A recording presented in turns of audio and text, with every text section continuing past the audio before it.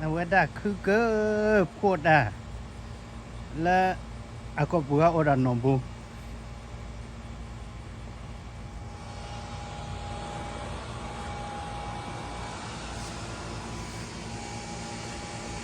ฮัลโหลเอาไว้ฮิปเลยและพลังที่ตัวฮิกอบใหญ่นะอดาทุ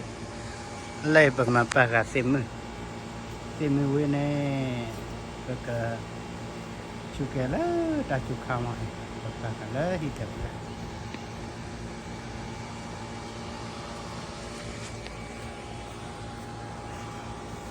สวัสดี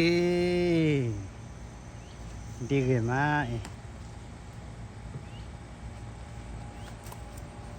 เบชีแม่เฮดูลูกกันมั้งตาเซนนะอามาดีอะเลยที่เราที่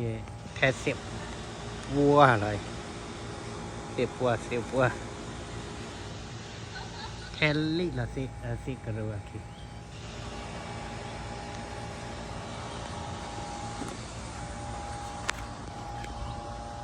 แกเขาบอกเรียมาดิให้แกสู้ละตันมาจานแกเนี่ยเอาไว้ท่อเรียมา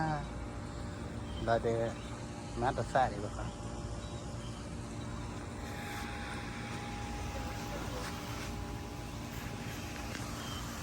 น้องไว้โกโก้ได้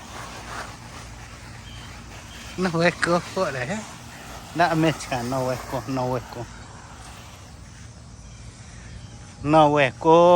ได้เลยพอจะจ่ายน้ำเพิ่มมือ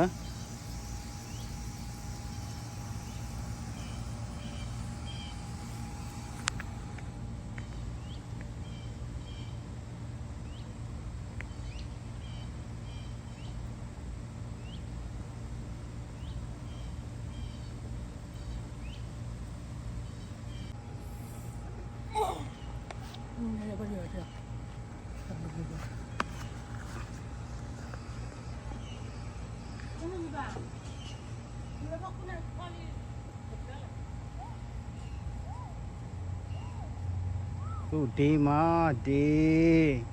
แม่แห้งหางปงแล้วก็มาก่อยละคือท้อแล้วก็เนี่ยพวกกันยอแม่ฮันนี่ดูดาวดีอะดีละดีละล่ะเลย